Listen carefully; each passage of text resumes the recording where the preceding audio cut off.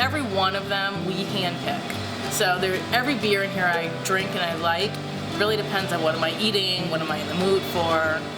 I'm Tatum Stewart, I'm the owner of Craft Beer Cellar, Plymouth. There's a technical definition for craft beer. I'm not going to bore you with all those details, but for a personal level, what it is a small batch production. It's not macro brew, and it's made with whole ingredients, so it's not made with corn and rice and adjuncts. Generally, you're going to have your water, your hops, your yeast, some barley in there. And craft really for us is about small breweries, supporting local business, creativity of a small brewer versus somebody who's following a recipe and making the same thing day in and day out on a large scale. Since we've been open, we see a lot of collaborations between the businesses. We see a really cool dynamic downtown, people who are into the food and craft beer, as well as the events that go on downtown. We work with Nosh, New World, Speedwell, Driftwood Tavern, Dillon's Local, and Tavern on the Wharf. Right now we have about 590 beers and probably about 20 different wines in. We have local, our long wall goes East Coast to West Coast. We have international, sours, ciders, wine. We have beer from all over. We organize it by region. So our regions are East Coast, No Coast, West Coast, international, sour, cider.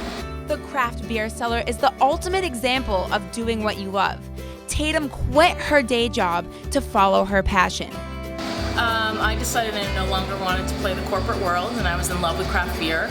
So we decided to just follow, what we wanted to do, our dream. I started drinking craft beer very early. Back in the day when the only selections were like Sam, Bass, Killian's, and I've always been fascinated with just the culture, the brewing techniques, the different flavors. So I was the one person at the college parties when there was a keg that was like, oh, I can't drink that. I'd be like, I brought these 4 beers that cost me $18, nobody touched them. So just always fascinated with it, and there's so much to learn about everything in beer. The brewing process, the artwork, there's so much going on. Walking into a place like the Craft Beer Cellar raises the question, with so many options, how do you choose just one beer? So we can generally tell when people come in for the first time that they've never been here. They get the look on their face, and some will say, I feel overwhelmed. And we just say, start with what flavors do you like? Not even beer. Tell me foods you like. Tell me foods you don't like, because then I can kind of pair. If you say I hate grapefruit, I know that I'm not going to start you at IPAs or grapefruit IPA. If you really say, I love blueberries, well then maybe we start with a blueberry beer.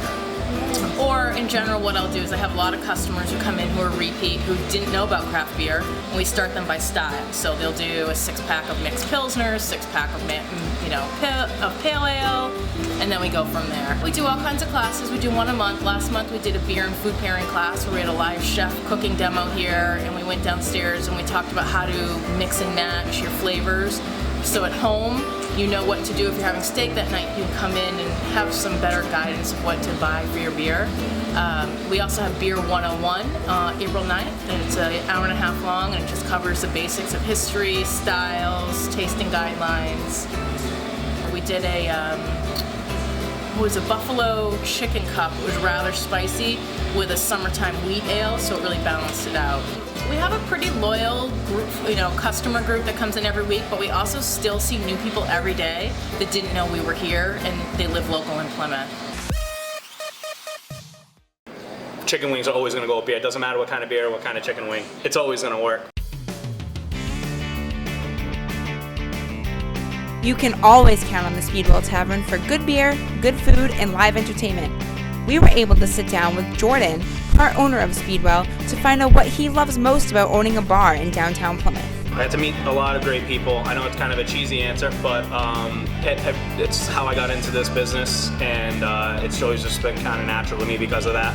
And I get to try all the awesome beers that come through all these bars, so there's nothing wrong with that. Yeah, we all kind of work together. I mean, we're all fighting the same battle. Like I said, there's plenty of business to go around, so it's not really we're super competitive. We're more playfully competitive. Dirty Water Distillery down the street, I dedicate actually a draft cocktail line to them. So there's always some sort of, we're the only draft cocktail, I think, south of Boston right now in Massachusetts, and it's pretty cool. I get to do all their spirits, and then, Mike and I have collaborated on events a couple times. He's had his after parties here after his beer pairing dinners. We have a CBC logo on all of our beer menus, so people know when they get a draft beer here, they can also walk over there and get a 6-pack to bring home with them if they liked it that much. So we all work together. It's one of the best communities I think I've been a part of, and I've been doing this for a long time. We're something for everybody. We're not really trying to back ourselves into any sort of corner and say, this is what we do, like it or not. We take people's input. We're constantly changing the menu. The menu is super interchangeable. I mean, you could put 24 sauces on 30 different items, you know, just start off with that math. And, you know, so I think people really enjoy that. It's a laid back, sort of kick your shoes off atmosphere. It's not stuffy, but it's also clean and safe. You know, we definitely on the weekends we take extra precaution with, you know, we have live music every night, but we make sure the place is safe. We put security on and try to, you know, limit sort of the rowdy crowd from coming in here. A fun way to try all the different beer is to take part in one of Plymouth's many beer clubs. We do have a beer club. Yeah, we started it a couple years ago. It's a variation of a beer club we did at our sister restaurant, the Rose Alley Ale House in New Bedford. We opened up enrollment in October of 2014. The first 100 people to finish one beer from each one of our draft lines got a mug up top. Once that number got cut off, they had to drink a certain amount of beers every month to keep their mugs up there. We've had an issue with other mug clubs where mugs would kind of just sit there and collect dust. People got the trophy, but they didn't use it. So we make sure we keep everybody in check, and there's always a waiting list, someone waiting to take their spot. We get the mugs hand blown down locally in Sandwich, Mass, by my friend Dave McDermott. There's a beautiful glass studio. We've been friendly for about 5 years now. And it just couldn't be better. People love the way they look. It's unique, and they're all different shapes and sizes, and kind of everyone has their own personality in their mug.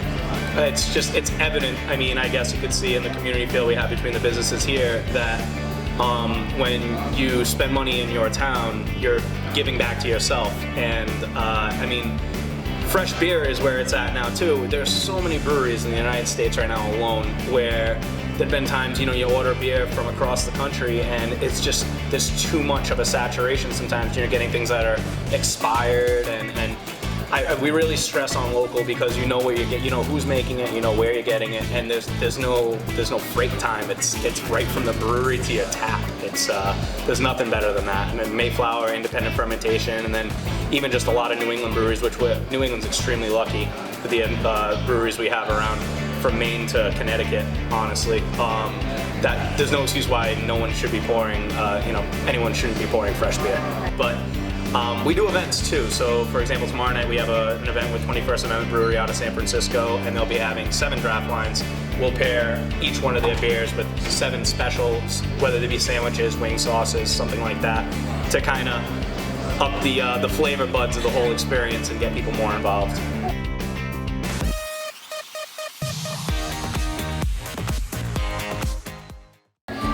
His philosophy is just he wants good beer and good food and like good people. It's like a sit down and stay place. It's not a fast turnover of tables. Like it's not like a quick eat and be done. He wants it to be done right. It has been here for a little over 2.5 years. It is a fresh food restaurant, scratch kitchen. There is no microwave, no freezer, and all the food it's as fresh and as locally ordered as you can get it. It's it's what I tell everybody. It's like fresh and it's feel good, so you can tell when something is fresh. So we do, not only do we do just the regular menu, the beer changes, all the cans, we have craft cans and bottles and 12 draft lines that we change all the time. We change all of our craft cocktails to go with the food as well. And once a month, typically the first Monday of every month, we have a beer club dinner, which is like, we're close to the public, but we have people buy tickets to this dinner that's 4 courses paired up with 4 beers, usually from a different brewery every month as well on top of that. So that's like an even more specific like night where it's not off the menu, it's a totally different menu for that night. And it's like a private event once a month that we do as well. We have a pretty good relationship because we all do what we do a little bit differently, and I say we, I have nothing to do with the food. So I have to make that clear. I can't take any credit for that. The kitchen is awesome. But even the chefs, all the chefs at all the different places in town and the owners are all like really cool with each other. They don't really do the same thing. They do similar things because they're taverns or gastropubs or whatever.